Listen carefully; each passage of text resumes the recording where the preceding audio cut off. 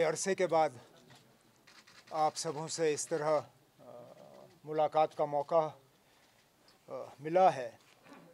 ये इशू ऐसा है कि एक दो ट्वीट या पार्टी दफ्तर से एक स्टेटमेंट से शायद हम पूरी तरह से इस इशू को टच नहीं कर पाएंगे, इसलिए आज ये प्रेस कॉन्फ्रेंस बुलाना हमने मुनासिब समझा।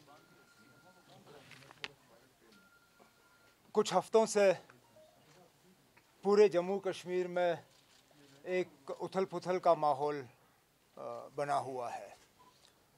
हर तरफ से देखें तो लोग परेशान हैं।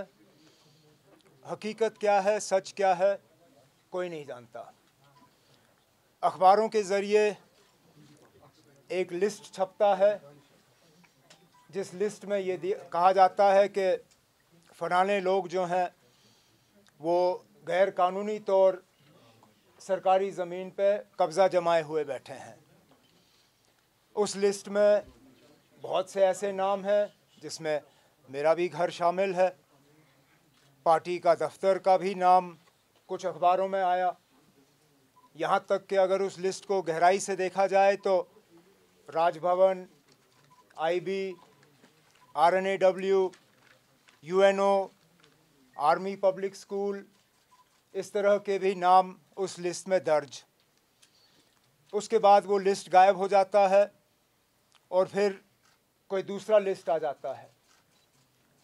अब हैरानगी की बात यह है कि परसों ही, क्योंकि जैसे मैंने कहा इन लिस्टों के बाद हर कोई परेशान हुआ, मेरी बहन खुद हाई कोर्ट गई, क्योंकि हम जानते थे कि जिस मकान का इस लिस्ट में ज़िक्र हुआ है गुपका रोड पे, उसकी लीस अभी भी बाज़ाब्ता इंटैक्ट है और उस लिस्ट पे कई साल अभी बाकी हैं उसको एक्सपायर होने में।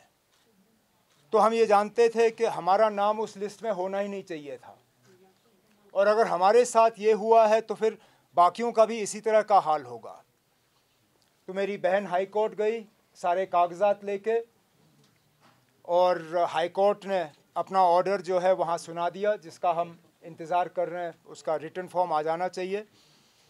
लेकिन उस दौरान हैरानगी की बात यह है कि गवर्नमेंट के जो वकील हैं उन्होंने हाई कोर्ट में कहा कि ये लिस्ट जो है ये फर्जी लिस्ट है, और ऐसा कोई लिस्ट जो है गवर्नमेंट ने जारी नहीं किया।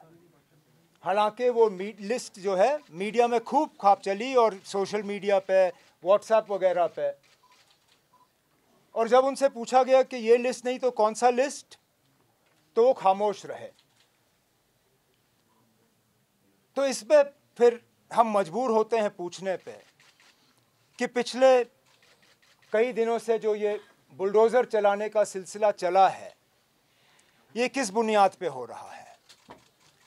अगर जो लिस्ट फ़िलहाल पब्लिक डोमेन में हैं वो फर्जी लिस्ट हैं, और गवर्नमेंट ने खुद हाई कोर्ट में ये कहा कि इन लिस्टों पे इंक्वायरी हो रही है, तो जहां जगह जगह बुलडोज़र भेजे जा रहे हैं वो किस बुनियाद पे। अगर कोई लिस्ट है जो कि गवर्नमेंट लिस्ट जेन्युइन मानती है, जब गवर्नमेंट कहती है कि ये लिस्ट सही है, तो वो लिस्ट पब्लिक डोमेन में क्यों नहीं? क्योंकि जहां ये लोग बुलडोज़र लेके जा रहे हैं वहां कोई कागजी कार्रवाई नहीं हो रही है। मैं अपने रिश्तेदारों का मिसाल आपको दे सकता हूं। जब ये नीडोज़ गए वहां अपना बुलडोज़र लेके, जिसमें आप सबों को पहले बताया गया, वहां जो रहने वाले लोग थे उनको पता नहीं था, लेकिन आप सबों को पता था। वहां ज़बरदस्ती, ज़ोर ज़बरदस्ती जो है गेट तो खोला गया और वहां बुलडोज़र अंदर लिया गया। अफसर को जब कहा कि ना हमारे पास कागज़ हैं, आप हमारे कागज़ देखिए, अफसर ने कागज़ देखने से इनकार किया, कहा मुझ पे प्रेशर है, मुझे कुछ करना है, और फिर उन्होंने अपना बुलडोज़र इस्तेमाल किया। और ये एक जगह नहीं, ये कई जगहों से ये खबरें आ रही हैं। हमारे भी फ़ोन काफ़ी बजे जिसमें लोगों ने हमें कहा जनाब ये मेरी मलकियती ज़मीन है, मेरे पास इस ज़मीन के कागज़ हैं, लेकिन हुकूमत वाले आए और उन्होंने हमारी ज़मीन जो है उसमें उन्होंने वहाँ पे बुलडोज़र चलाया। कहीं पे भी नोटिस नहीं। चाहे मैं नीडोज़ की बात करूं, या पिछले दिनों जो सागर साहब के साथ हुआ, सागर साहब और उनके घर वालों से जब मैंने बात की और उनसे पूछा क्या आपको कोई नोटिस मिला, उन्होंने कहा कोई नोटिस नहीं, हम श्रीनगर में थे ही नहीं, पीछे से बुलडोज़र लेके आए और उन्होंने अपना काम कर लिया। कोई लिस्ट नहीं, कोई कागजी कार्रवाई नहीं, कोई नोटिस नहीं, तो फिर कहाँ? क्या कानून नाम की कोई चीज़ नहीं, कोई प्रोसीजर नाम का कोई चीज़ नहीं? क्या ये हुकूमत का फ़र्ज़ नहीं बनता कि वो पहले नोटिस इशू करें और रिटर्न में नोटिस इशू करें?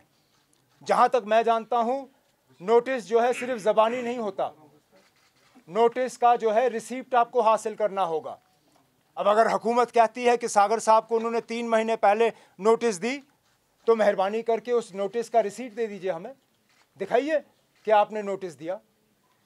और यहाँ तक भी, जहाँ तक मैं प्रोसीजर जानता हूँ, अगर नोटिस रिसीव करने से कोई इनकार करे या नोटिस का रिसीप्ट ना मिले, तो आपको वो नोटिस उस घर के या उस ज़मीन के गेट पे चिपकाना पड़ता है। चिपकाने के बाद it is deemed to have been served. क्या इन घरों